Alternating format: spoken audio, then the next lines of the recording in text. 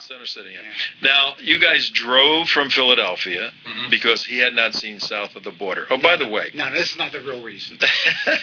We're actually on a mission from God. Oh, I want to hear about that. Okay. All right. Basically, what had happened is we were following some podcasts.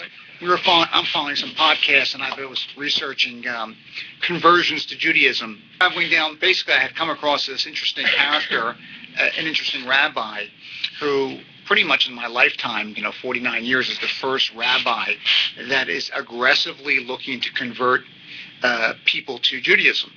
Yeah, you never see that. Never see that, right? Because in there's a big controversy. What happened in the original Jews when you're Jewish?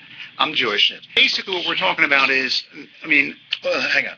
500,000 Jewish people live in our listening audience. I know what we're talking this is about. huge, so okay. And they're all listening right now. I'm sure. Yeah. So basically, what we're talking about is that it's a very common phenomenon in American society. Is that since the diaspora of Judaism, you have a lot of Jews who have married non-Jewish women, and questionable. Is their children Jewish? Do they need to convert back to Judaism? Even if in their house, and then there's certain Jewish law that would say, hey, my last name is Singer, sounds Jewish. I'm in real estate and finance, a Jewish profession. You drive a Toyota Camry. Is that a tell? Is that it? Really? Well, you got to be over 80. Okay. If you're over 80 and you're driving a Camry, you're probably Jewish in South Florida. Okay. So if your mannerisms, if your last name sounds Jewish, these are problems. Look, if we want to go with, have I been in street fights in France with Arabs and Algerians? Yeah. So I guess they thought I was Jewish enough to want to try and, knock my block off. So apparently I must have fit their acid test. But nonetheless. He's a mixed martial artist, though. Okay. So the Arabs didn't do too well. But in any event, so it was very interesting to me, and I think it's probably interesting to a lot of people. And, hey, what is this?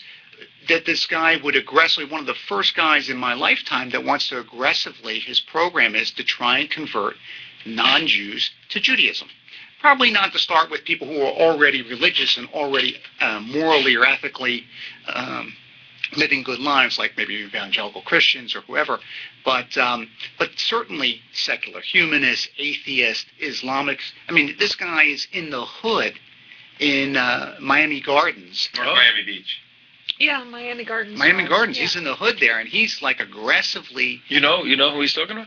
No, I know the neighborhood. Oh, it's a rough spot. You can catch it good there, and he's on the street evangelizing. You're kidding me. Oh, that's interesting. Which is such a unique. We should get him on the show. Phenomenon, and what's his name? His name is Rabbi Asher Meza, and his I'll plug his website. It's www.bejewish.org.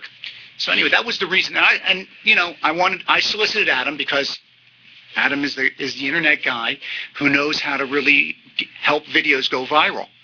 And we talked about that. Tom and I talked before the show about that. Yeah, and we'll be talking more about that.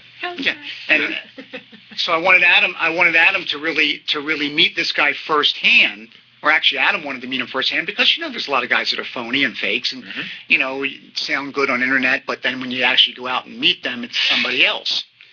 So we said, you know what, let's invest the time and energy. We'll run down there. Let's find out if this guy's the real deal. Yeah, I wanted to feel him out, and he was the real deal. He was very impressive in person. Yeah. So, part of his thought process and mine, too, is, look, from a security standpoint, if I can take someone who's currently my adversary and convert them or convince them to believe in my religious ideology. We talked about this with him last night. One of the fundamental flaws that Jews, and even in Israel, if we want to be self-critical of Israel and self-critical of Jewry, is that, hey, we had 2 million Arabs there that we failed to convert either. We certainly failed to convert them to Judaism. We did not allow them legally to be converted to Christianity. So their default third religion was radicalized Islam, which calls for our death. Yep. So from a security, even from a pragmatic standpoint, it's an epic failure.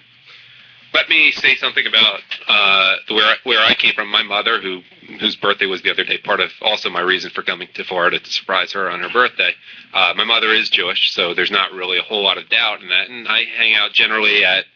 Am I still on? Can you hear me? Okay. Yeah, okay. At a modern Orthodox or actually, you can back off a little bit. Okay. At a modern Orthodox or Chabad synagogue in Philadelphia, I mix it up a little bit. Sometimes I go to a Spanish Portuguese one, which is fairly unique. One of only like 4 in the world, and one of them is in Philly. Maybe there's 5.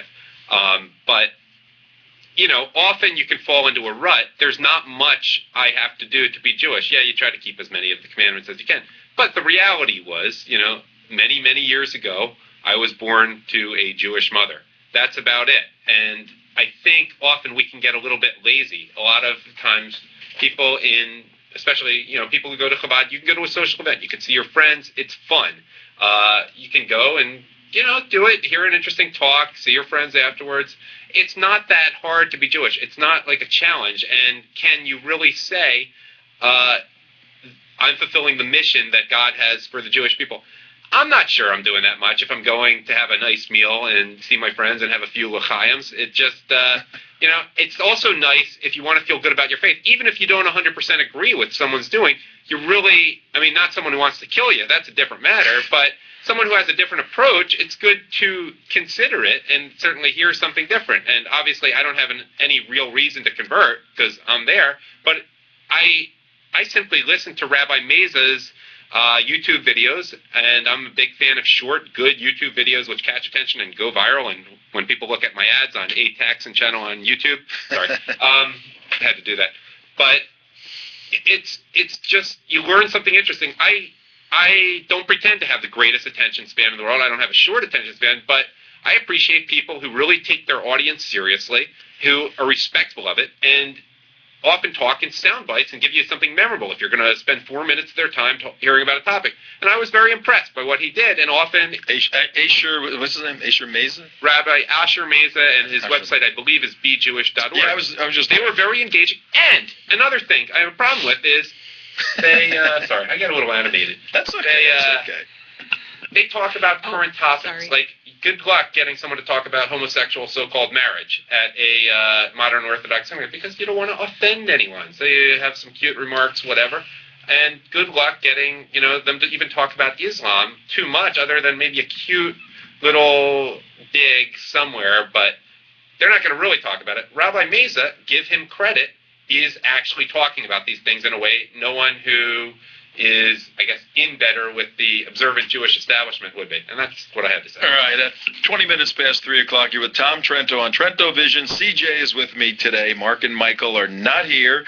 But we have from Philadelphia, from Center City in Philadelphia, beautiful place, by the way, and some neat stuff there. I mean, we were in Independence Hall with Geert Wilders, had a wonderful time.